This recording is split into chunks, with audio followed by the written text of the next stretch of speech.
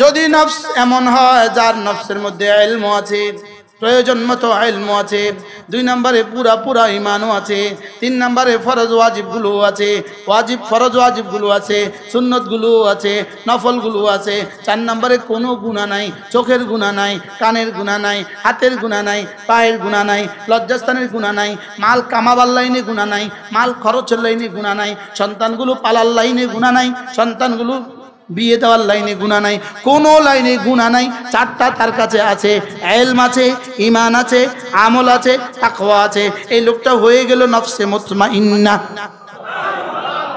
আর এটাই আমি আপনাদের সামনে পড়ছি, ইয়া আইয়াতুহান নাফসুল মুতমাইন্না ইরজিই ইলা রাব্বিকি রাদিয়াতান মারদিয়া ফাদখুলি ফি ইবাদি ওয়াদখুলি জান্নাতি। এমন নফসে মুতমাইন্না ওয়ালা যদি কেউ হয়ে যায়, তার মৃত্যুর বিছানায় শোয়ার সঙ্গে সঙ্গে রব বলবেন, ইয়া আইয়াতুহান নাফসুল মুতমাইন্না, হে নফস মুতমাইন্না ওয়ালা। পড়েন, ইয়া আইয়াতুহান নাফসুল মুতমাইন্না। নফসে মুতমাইন্না ওয়ালা কে? যার নফসকে যে চিকিৎসা করেছে ইলম দিয়ে, আমল দিয়ে, ঈমান দিয়ে, আমল দিয়ে, তাকওয়া দিয়ে, যার নফসকে জীবনভর খাদ্য দিয়েছে 4টা দিয়ে, দিনেও খাবার দিয়েছে 4টা, রাতেও খাবার দিয়েছে 4টা। সুবহানাল্লাহ। তার বালেগ হওয়া থেকে তার নফসের পিছনে সে মুজাহাদা করছে, ইলমের লাইনে মুজাহাদা, ঈমানের লাইনে মুজাহাদা, আমলের লাইনে মুজাহাদা, তাকওয়ার লাইনে মুজাহাদা। সুবহানাল্লাহ। তাকওয়ার লাইনে কি? ইয়া আইয়াতুহান নাফসুল মুতমাইন্না, আল্লাহ তাআলা বলবেন ইরজিই ইলা রাব্বিকে, আসো, ফিরে আসো, রবের দিকে ফিরে আসো। আচ্ছা দেখবেন 2 বছরের বাচ্চা একটু হাঁটে, তো বাইরে গেছে, মুরগি ছোবল মারছে, মুরগি বাচ্চাওয়ালা মুরগি ছোবল মারে না? এবার বাচ্চা তো আর কিছু পারে না, একটা পারে, মা। কি বলে? বাচ্চা বলছে মা। এবার বাচ্চার মা কি বলে? তোর ছুটে এসে কি বলে? জি আম্মু। আসো, আম্মুর কাছে আসো। কি বলে? মা কি বলে বলেন? আম্মুর কাছে আসো। বলেন কি বলে? যেমন মার নাম আয়েশা, মা বুঝি বলে জি আয়েশার কাছে আসো বলে, এটা বলে। বলকে কি বলে? আর বাবা থাকলে বাবা কি বলে? জি আব্বুর কাছে আসো। তো আল্লাহ তাআলা বলেন ইরজিই ইলা রাব্বিকে, তুমিও আসো, আমি রবের কাছে আসো। তুমি কি? রবের কাছে আসো, আমি রবের কাছে আসো। কিভাবে আসবা? ইরজিই ইলা রাব্বিকা রাদিয়াতান মারদিয়া, এতদিন ছিলে তুমি আমাতে রাজি, এতদিন ছিলে তুমি আমার উপরে রাজি, এখন থেকে আমি হয়ে যাব তোমার উপরে রাজি। এমন ভাবে তুমি আসো, এতদিন ছিলে তুমি রাজি, এখন করে দিব আমি রাজি, এখন করে দিব আমি রাজি, এখন হয়ে যাব আমিও রাজি। রাদিয়াতান মানে তুমি রাজি, মারদিয়াতান মানে আমি রাজি। সুবহানাল্লাহ বলে। কোন নফসকে মৃত্যুর সময় বলবে রাদিয়াতান মারদিয়া? কোন নফসে মুতমাইন্না হবে কখন? কি হলে? সুবহানাল্লাহ। সবার কি ওয়াজটা বুঝে আসছে আজকে? কি বলবে আল্লাহ তাআলা? কি বলবেন? আচ্ছা এই কথা যদি কানে পড়ে, রব যদি বলেন রবের কাছে আসো, বাচ্চা যখন মার আওয়াজ পায় তখন বাচ্চার কাছে কেমন লাগে? কি? বাচ্চাকে মুরগি ছোবল মারছে, বাচ্চা যখন মার আওয়াজ পায় তখন কেমন লাগে? বিলাই ছোবল মারছে, বাচ্চা যখন মার আওয়াজ পায় তখন কেমন লাগে? তো শয়তানে যখন ছোবল মারবে আর রব যখন বলবে ইরজিই ইলা রাব্বিক, তখন কেমন লাগবে? কি হয়? কোন নফসকে বলবে? নফসে মুতমাইন্না। বলেন না। আর নফসে মুতমাইন্না কখন হবে? কি হইলে? ইলম, ঈমান, আমল, তাকওয়া। ইলম, ঈমান, আমল, তাকওয়া। বলেন।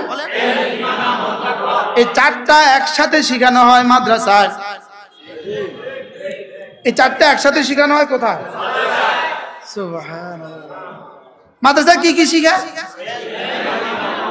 ইলম, ঈমান, আমল, এই 4টা একসাথে শেখায় মাদ্রাসা। তাহলে মাদ্রাসা হলো এই 4টার ফ্যাক্টরি। তাহলে আবার শুরু কথায় ফিরে যাই। মায়ের পেট হলো কি? মায়ের পেট কি? ছিলাম কোথায়? মায়ের পেট হয়ে আসছি কোথায়? এবার ছিলাম মায়ের কোলে, এবার আইসা গেছি মাদ্রাসায়, চলে যাব আবার জান্নাতে। ইনশাআল্লাহ। আল্লাহ আমাদের সবাইকে নফসে মুতমাইন্নাওয়ালা বানিয়ে দেন। আমি যে আপনাদের এখানে বসে আমি যে 2 মিনিট আমার এই কিতাবের দিকে তাকিয়েছি, ওই কিতাবের আলোকে, ওই 2 মিনিটের আলোকে আমি এই বয়ানটা আপনাদের সামনে করছি। কি আছে এই কিতাবে?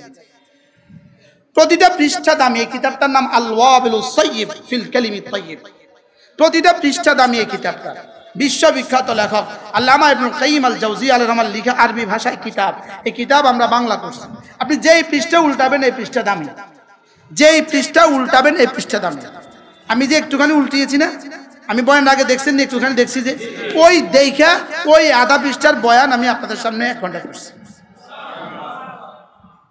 يا أيتها النفس المطمئنة ارجعي إلى ربك راضية مرضية। আচ্ছা, ওই মজাটা তখন কেমন হবে, ওই ডাকটা তখন কেমন হবে যখন বলবেন তুমি ছিলে নফসে মুতমাইন্না, এতদিন ছিলে রাদিয়াতান, এতদিন আমাকে রাজি করেছো, মারদিয়াতান, এখন থেকে আমি তোমাকে রাজি করব।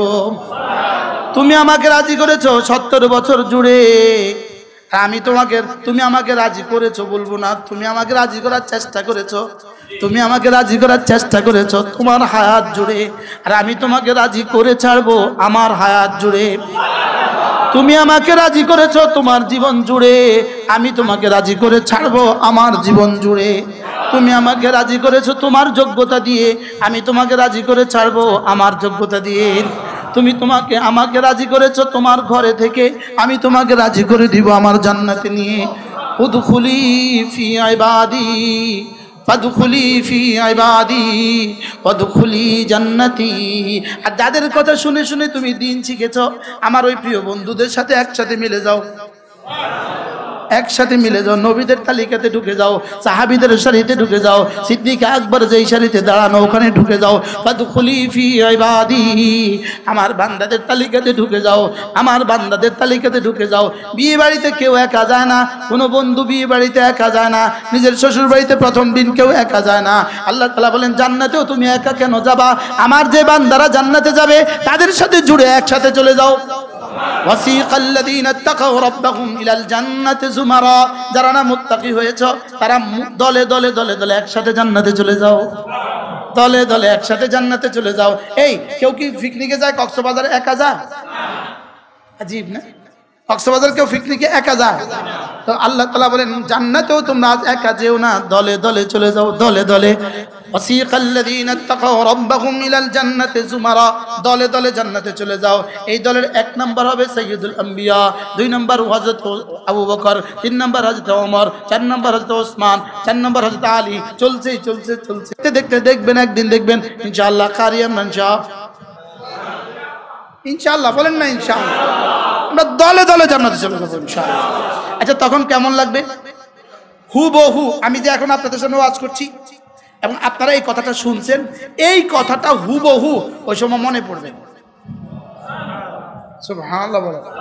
ওই সময় কি আল্লাহ তাআলা বলেন ফাতারিফুনাহা, দেখে দেখে তোমার মনে পড়বে, তুমি আবার চিনবা। সুবহানাল্লাহ বলেন। তুমি আবার কি একজন বলবেন ও মনে আছে ওই যে কি নাম, মার্কাজুল কোরআন, তালিমুল কোরআন, চান্দিনা, নিয়ম চিঠি না, নিয়ম গার্ডেনে বসে ওয়াজ শুনছিলাম, হুজুর যা বলছে সব পেয়ে গেছি রে, সব দেখা যায়, সব কি। এই জন্য কয়টা জিনিস ঠিক করতে হবে, কি কি? ইলম, ঈমান, আমল, তাকওয়া। ইলম, ঈমান, আমল, তাকওয়া, এই 4টার জন্য কিছু মেহনত লাগবে কি লাগবে না? এই 4টা একসাথে কোথায় শিখায়?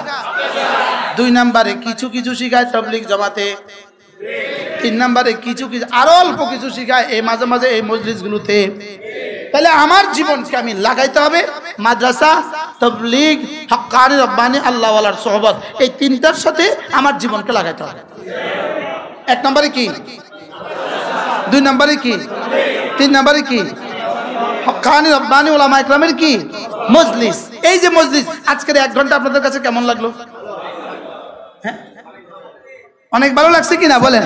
তো এটা যদি মাঝে মাঝে হয় তো কেমন হবে? প্রতি মাসে একবার হইতে পারে না? ইমরান সাহেব কই? প্রতি মাসে এটা একবার হইতে পারে না? আল্লাহ কবুল করেন। প্রত্যেক মাসে আমি আসা জরুরি না, আমি তো 30 দিনে 30 মসজিদে যাব, আমার তো আর এক মাসে এক মসজিদে সবসময় আসতে পারবো না। এখন আখেরি ঠিকানা উম্মতের মাদ্রাসা। আলহামদুলিল্লাহ এখনো বাংলাদেশে স্বাধীনতা আছে, এদ্দুর আছে যে মাদ্রাসা দেওয়ার সুযোগ আছে। 2 নাম্বার তাবলীগে যাওয়ার সুযোগ আছে। 3 নাম্বার হক্কান রব্বানি মসজিদে আসার কি আছে? সৌদিয়াতেও কি এই সুযোগ আছে? দুবাইতে এই সুযোগ আছে? ইউরোপ আমেরিকাতে এই সুযোগ আছে? তাহলে বাংলাদেশকে রব্বে কারীম কি পরিমাণ ভালোবেসে আমাদেরকে এই সুযোগ দিয়ে রাখছে। কি আমরা ইচ্ছে হলে আমাদের বাচ্চাদেরকে মাদ্রাসা দিতে পারি কিনা? কানাডার কোনো মানুষ কি ইচ্ছা করলে দিতে পারে? আমরা ইচ্ছা করলে আলহামদুলিল্লাহ তাবলীগে যেতে পারি কিনা? সৌদি আরবে কি কোনো মানুষ ইচ্ছা করলে তাবলীগে যেতে পারে? 3 নাম্বার আমরা ইচ্ছা করলে একটু বয়ান করতে পারি কিনা? সৌদি আরবে কি এটা সম্ভব? পৃথিবীর কোথাও সম্ভব। আল্লাহ তাআলা মেহেরবানি করে এই মাদ্রাসাকে কবুল করেন। মাদ্রাসার জন্য বড় থেকে বড় জায়গার ব্যবস্থা আল্লাহ তাআলা করে দেন। মাদ্রাসার সমস্ত জরুরত আল্লাহ তাআলা পুরা করে দেন। এটার জন্য পূর্ণাঙ্গ একটা কোরআনে কারীমের মাদ্রাসা হয়ে যায়। আল্লাহ তৌফিক দান করেন। কমপক্ষে প্রথম সবক হলো প্রতিদিন 5 ওয়াক্ত নামাজ আজ থেকে জামাতের সাথে পড়বই পড়ব। না হাত তোলা থাক ইনশাআল্লাহ, পড়বো তো ইনশাআল্লাহ। আল্লাহ তৌফিক দান করেন। আমি যখন হাত তুলতে বলবো মুরব্বীরা তুলবেন না, ছোটরা বললে মুরব্বীরা তুলতে হয় না, ছোটরা তুলতে হয়। আজ থেকে 5 ওয়াক্ত নামাজ পড়বো তো ইনশাআল্লাহ। 2 নাম্বার 5 ওয়াক্ত নামাজের পরে তাসবিহাত। এই আমাদের কার্ডগুলো আছে, আরে কার্ড আছে। 5 ওয়াক্ত নামাজের পরে যে তাসবিহাত গুলো আছে আমাদের কাছে কার্ড আছে, এই কার্ডগুলো পারলে নিয়ে যাবেন। 5 ওয়াক্ত নামাজের পরে তাসবিহাত গুলো মুখস্থ করবেন। 3 নাম্বার হলো প্রতিদিন কিছু না কিছু কোরআনে কারীমের তেলাওয়াত করব। 4 নাম্বার হলো প্রতিদিন কিছু না কিছু জিকির করব। 6 তাসবিহ পাবন্দি করব। কয় তাসবিহ? 1 নাম্বার সুবহানাল্লাহ 100 বার। 2 নাম্বার আলহামদুলিল্লাহ। 3 নাম্বার আল্লাহু আকবার। 4 নাম্বার লা ইলাহা ইল্লাল্লাহ। 5 নাম্বার সাল্লাল্লাহু আলাইহি ওয়াসাল্লাম। 6 নাম্বার আস্তাগফিরুল্লাহ ওয়া আতুবু ইলাইহি। 100 বার সুবহানাল্লাহ, 100 বার আলহামদুলিল্লাহ, 100 বার আল্লাহু আকবার, 100 বার লা ইলাহা ইল্লাল্লাহ, 100 বার সাল্লাল্লাহু আলাইহি ওয়াসাল্লাম, 100 বার আস্তাগফিরুল্লাহ ওয়া আতুবু ইলাইহি। এটাকে একসাথে আমরা কি বলি? 6 তাসবিহ। পারবো না ইনশাআল্লাহ? মওতের আগে না মওতের পরে? আল্লাহ তৌফিক দান ইনশাআল্লাহ। নিয়ত করেন আজ থেকে 5 ওয়াক্ত নামাজ পড়বো ইনশাআল্লাহ। 2 নম্বরে রোজানা কিছু না কিছু জিকির ও আজকার করবো ইনশাআল্লাহ।